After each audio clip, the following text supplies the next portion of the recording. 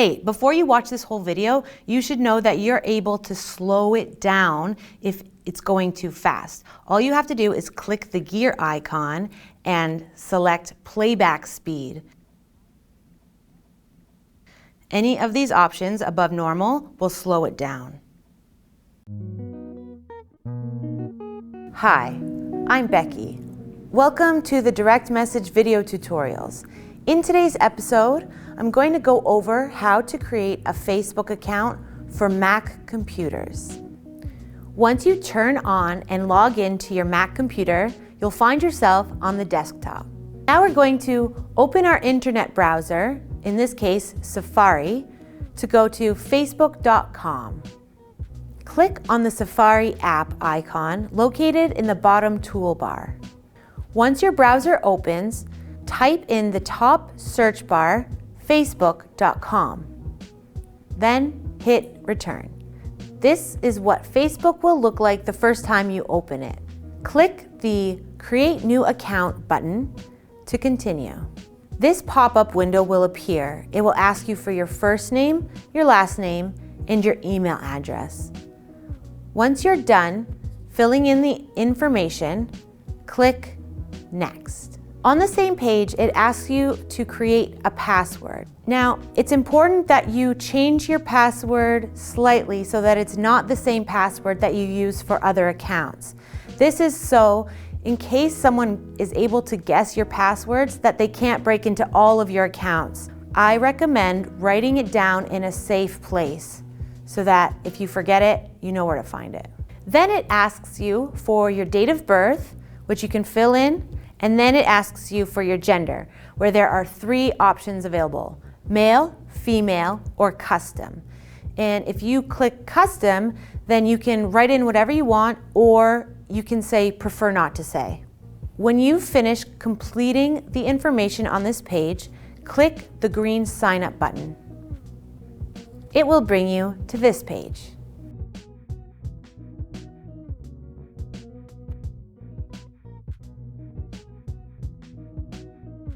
So now we're on a page that says Facebook has sent us a confirmation email, and they verify which email they sent it to. So make sure that that's your correct email address. If it's not, then you have a chance to update it and correct it. So now we need to access our email account in order to activate Facebook. So we can do this 2 ways. The first way is to go to the top of the web page and double-click on the bar with the web address in it. This will highlight the web address. Then we can delete what's in there and type out gmail.com and hit return. Another way we can access our emails is by opening up a new tab. And this allows us to jump back and forth at our leisure from website to website without having to close it and reopen it from scratch. So what we do is we click the plus sign located in the top right-hand corner. It looks like this. When you click this symbol, it will open up a new tab and it will allow you to go to another web page. This is really great for multitasking. If you were to see my own personal laptop computer, you would see about 30 to 40 tabs open at once. The tabs appear at the top of the page here. You can click them, the different tabs, to jump back and forth between the web pages.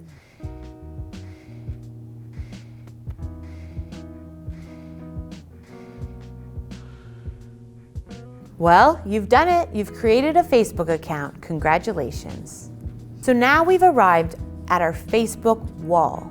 And it's pretty much blank because we don't have any friends yet. So we'll start adding friends eventually. But I just wanted to mention that Facebook is notorious for constantly changing the layout of the page. Keep that in mind if your Facebook looks different from what you see on the screen right now. But there are certain things that will always remain the same, and that's the feed, which is the bulletin board where your friends post, as well as your own Facebook wall, which is your own profile where people can post messages to you that other people can see.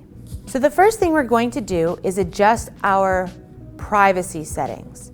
To do this, we're going to click the icon at the top right that looks like this. So this is where our Facebook profile picture would be, but because we haven't uploaded it yet, Facebook uses this generic image as a placeholder for now. When we click this icon, it drops down a menu that allows us to view our profile, log out of Facebook, or click the settings privacy menu. Through our privacy settings is where we control who can see what information. Welcome to the settings and privacy page. It looks like this. On the left-hand side of the window, we see different privacy options. The most important ones to consider are privacy and blocking. Let's start with blocking. The blocking feature is full when we want to make sure that specific people cannot view our profile. This is in case you have any stalkers or enemies or jilted exes. So here is where you can type in anyone's name and then click the blue block button. Once you click block, it will ask, are you sure? And so ask yourself, are you sure? You can also block messages from specific people. Let's say you have a friend or a friend of a friend who is incessantly sending you messages about a product that they are trying to sell to you, and you just don't want to hear about it. You can block that. There are billions of people on the planet that use Facebook. A lot of people have the same names. You want to make sure that you're blocking the right person. But don't worry, because the person that you block can't tell that you've blocked them. You basically just become invisible to them, as if you don't exist on Facebook. Let me show you another way of how you can block someone. In the top left search bar, you're going to type the person's name and search for their profile. Once you find the person you're looking for, click on their name and it will send you to their Facebook wall. To the right of their name, you'll see an ellipses icon that looks like this. It's very small, but when you click on it, it'll give you one option: to block them. If you want to block them, click block. You can unblock them in this very location by clicking it and click unblock. But if you want to block them again, you have to wait 48 hours in order to do so. So don't take blocking lightly. Let's get back to the settings page and go through the privacy settings, where we can determine how much information is visible to others. Click privacy on the left-hand side menu. It will bring you to this page. For the first option, we can control who sees our activity. Automatically, Facebook has it set to friends, which means the people that you add as friends on Facebook are the ones who can see your activity. There are other options. Here is where you can customize who sees it and who cannot see it. For example, let's say I wanted to post pictures of me with my friends, but I have a really jealous friend who doesn't like it when I don't invite her. I can block her from being able to see that picture.